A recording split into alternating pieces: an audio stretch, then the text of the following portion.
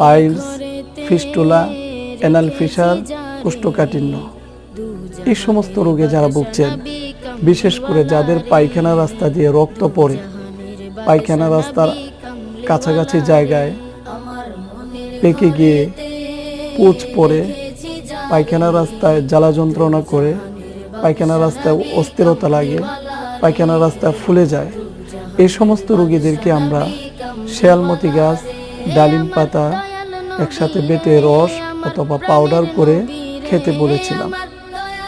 যারা আমাদের পরামর্শ অনুযায়ী এই ঔষধগুলো সেবন করেছেন, আলহামদুলিল্লাহ হাজার হাজার মানুষ সুস্থতা লাভ করেছেন।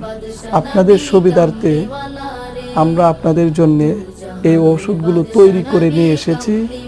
আপনাদের এখন আর বাটাবাটি এবং পাউডার করার কোনো প্রয়োজন হবে না।